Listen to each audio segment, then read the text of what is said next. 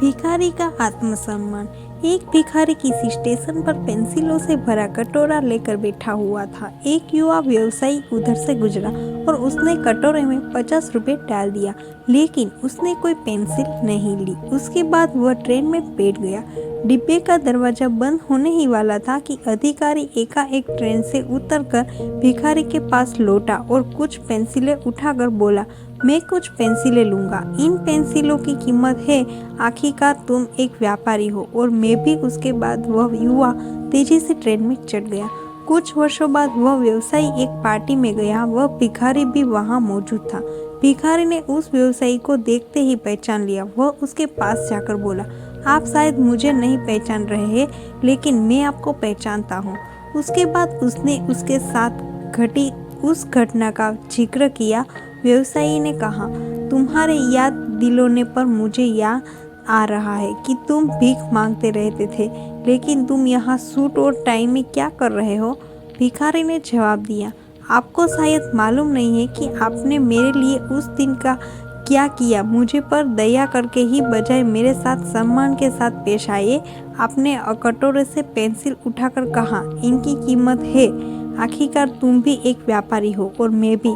आपके जाने के बाद मैंने बहुत सोचा, मैं यहाँ क्या कर रहा हूँ? मैं भी भीख क्या मांग रहा हूँ? मैंने अपनी ज़िंदगी को संवारने के लिए कुछ अच्छा काम करने का फैसला किया। मैंने अपना थैला उठाया और घूम घूम कर पेंसिलें बेचने लगा। फिर धीरे धीरे मेरे व्यापार बढ़ता गया। मैं कॉपी, किताब एवं अन्य चीज़ें भी बेचने लगा और आज पूरे शहर में मैं इन चीज़ों का सबसे बड़ा थोक विक्रेता हूँ। मुझे मेरा सम्मान लौटाने के लिए मैं आपका तहे दिल से धन्यवाद देता हूँ, क्योंकि उस घटना ने आज मेरा जीवन ही बदल दिया। फ्रेंड्स, आप अपने बारे में क्या सोचते हैं? खुद के लिए आप क्या राय सर्वे पर जाहिर करते हैं? क्या आप अपने आप को ठीक तरह से समझ पाते हैं?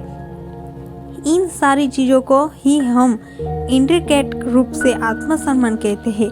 दूसरे लोग हमारे बारे में क्या सोचते हैं, ये बातें उतनी मायने नहीं रखती हैं, या कहे तो कुछ भी मायने नहीं रखती है। लेकिन आप अपने बारे में क्या राय जाहिर करते हैं, क्या सोचते हैं, ये बात बहुत ही ज़्यादा मायने रखती है। लेकिन एक बात तय है कि हम अपने बारे में जो भी सोचते हैं, उसका एहसास जाने अनजाने में दूसरों को भी करा ही देते हैं, और इसमें कोई भी शक नहीं कि इसी कारण की वजह से दूसरे लोग भी हमारे साथ उसी ढंग से पेश आते हैं।